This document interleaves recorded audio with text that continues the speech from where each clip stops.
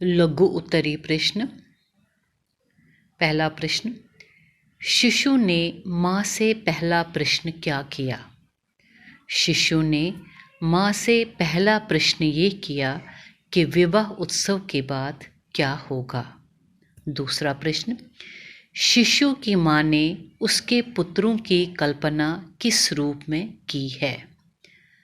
माँ ने शिशु के पुत्रों की कल्पना आकाश के सुंदर तारों से की है जो स्वर्गलोक से उतरकर उसके घर आएंगे। तीसरा, माँ का आखिरी उत्तर सुनकर शिशु की आंखें क्यों भर आई?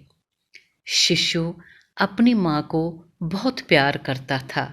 माँ के मर जाने की बात सुनकर बहुत दुख हुआ, इसलिए शिशु की आंखें भर आई। चौथा प्रश्न, कवि ने बालक से क्या सीखा? कवि ने बालक से ये सीखा कि सुख और दुख आते जाते रहते हैं, लेकिन ये प्रश्न अनंत है कि मरने के बाद क्या होगा। दीर्घ उत्तरी प्रश्न। पहला प्रश्न, माता ने शिशु की वधू का वर्णन किस रूप में किया? माँ ने शिशु की वधू के वर्णन में ये कहा कि वह सूर्य के समान उज्जवल, चंद्रमा के समान सुंदर और कमल के पत्ते से भी कोमल होगी। दूसरा प्रश्न, घर में और बच्चों के आने की बात सुनकर शिशु को क्या चिंता हुई? शिशु को अपने खिलौनों से बहुत प्यार होता है। वह खिलौनों से ही खेलता है। उसको लगा जब दूसरा शिशु आएगा तो वह उसके खिलौने ज़रूर लेगा और अपने घर ले जाएगा। तीसरा प्रश्न, इस कविता का आरंभ हर्ष से हुआ और अंत दुख से। इसका कारण स्पष्ट कीजिए। इसका कारण ये है कि सुख और दुख क्षणिक होते हैं और बदलते रहते हैं। सुख के बाद दुख और दुख के बाद सुख आता है। जैसे एक ही प्रश्न का उत्तर देकर माँ थक गई थी। उसे बच्चे की बात सुनकर हर्ष तो हो रहा था, लेकिन थकान के कारण दुखी हो रही थी। अगला प्रश्न है, कवि ने अनंत का तत्व प्रश्न किसे कहा है? कवि ने अनंत का तत्व प्रश्न फिर क्या होगा उसके बाद को कहा है, क्योंकि ये किसी को नहीं मालूम कि उसके बाद क्या होगा। सिर्फ ईश्वर ही इस प्रश्न का उत्तर जानता है और कोई नहीं। अब हमारे क्वेश्चंस जो है वो भाषा ज्ञान से है, ग्रामर पार्ट से है। पहला क्वेश्चन जो है वो है, निम्नलिखित शब्दों का वर्ण विच्छेद कीजिए। यहाँ पर शब्द दिए हैं तो यहाँ उनको हमने विच्छेद करना है, वर्ण विच्छेद करना है, इनको अलग अलग करना है, वर्णों को अलग करना है। तो सबसे पहले है स्वर्ग। स व अ र ग अ बन जाएगा स्वर्ग। नेक्स्ट है उत्सुक।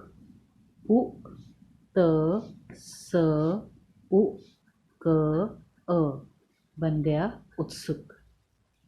चिंतित। च इ अन त इ त अ बन गया चिंतित। श्रांति। अब श्रांति में ये जो श्र है, श और र के जोड़ से श्र बन जाएगा। श र अन आ त इ बन गया श्रांति। अब यहाँ पर नक्षत्र है।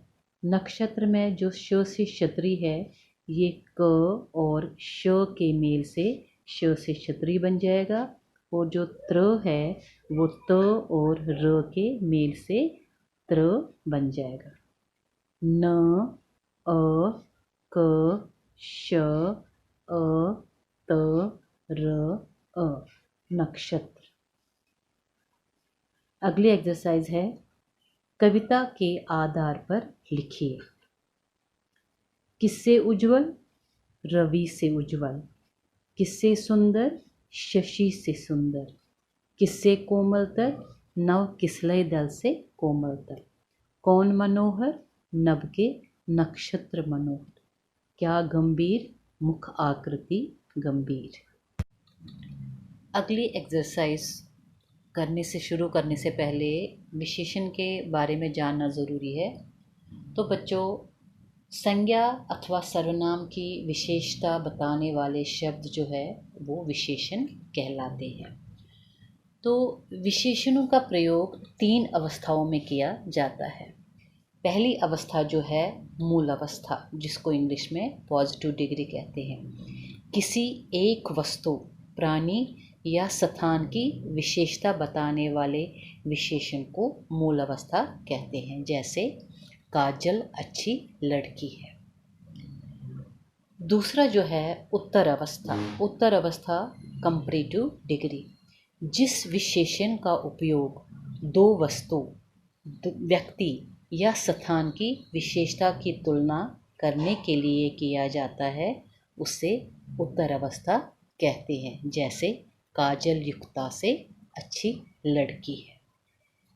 नेक्स्ट जो है वो है उत्तम अवस्था, जिसको हम सुपरलेटिव डिग्री कहते हैं। इसमें 2 या 2 से अधिक व्यक्तियों या पदार्थों, स्थानों की तुलना करके उसमें से एक को सबसे अच्छा या बुरा, अधिक या कम बताया जाता है, उसे उत्तम अवस्था कहते हैं। जैसे काजल सबसे अच्छी लड़की है।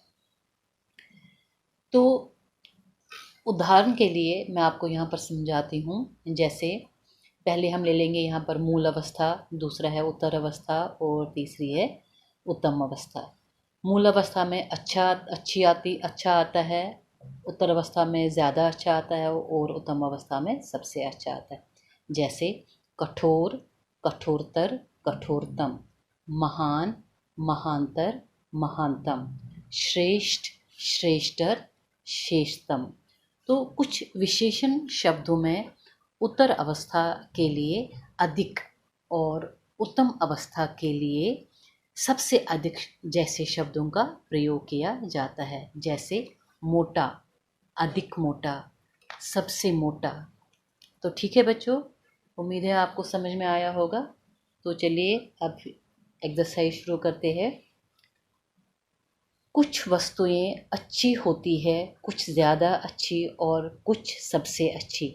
इन वस्तुओं की इसी क्रम से विशेषता बताने वाले विशेषण पदों में क्रमशः तर और तम प्रत्यय का प्रयोग किया जाता है। जैसे कोमल, कोमलतर, कोमलतम। कोष्टक में दिए गए शब्दों में तर अथवा तम प्रत्यय लगाकर रिक्त स्थानों में लिखिए। हवा की गति, तो तीव्र से, यहाँ पर ब्रैकेट में तीव्र दिया है, हमने इसकी अवस्था बतानी है। जो ठीक अवस्था है वही हमने यहाँ पर लिखनी है। हवा की गति तो तीव्र से तीव्रतम होती जा रही है। चींटी जैसा डैश प्राणी भी निरंतर काम में लगा रहता है। यहाँ पर दिया है लघु, तो हम लिखेंगे चींटी जैसा लघुतर प्राणी भी निरंतर काम में लगा रहता है। इस डैश कार्य को हम सब मिलकर पूरा करेंगे। यहाँ पर आंसर लिखा है गुरु, तो हम इसकी सही अवस्था लिखेंगे। इस गुरुतम कार्य को हम सब मिलकर पूरा करेंगे। कोणार्क का डैश समुद्र तट पूरी है। ब्रैकेट में यहाँ पर लिखा है निकट, तो सही अवस्था हम कैसे लिखेंगे? कोणार्क का निकटतम समुद्र तट पूरी है। आज तापमान अपने डैश स्तर पर है, उच्च, तो इसकी सही अवस्था लिखनी है आज तापमान अपने उच्चतर स्तर पर है। हमारी अगली एक्सरसाइज है तीनों प्रकार के पुरुषवाचक सर्वनाम शब्दों का प्रयोग करके एक एक वाक्य बनाइए।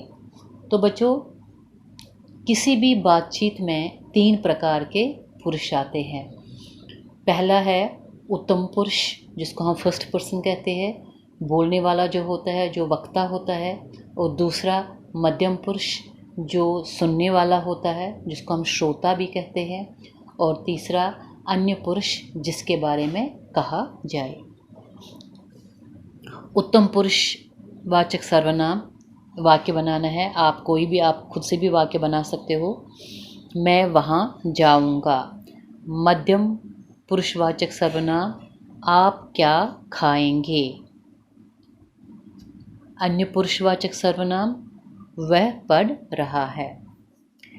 नेक्स्ट एक्सरसाइज है हमारी, कविता से छांटकर निम्नलिखित शब्दों के लिए समानार्थक शब्द लिखिए।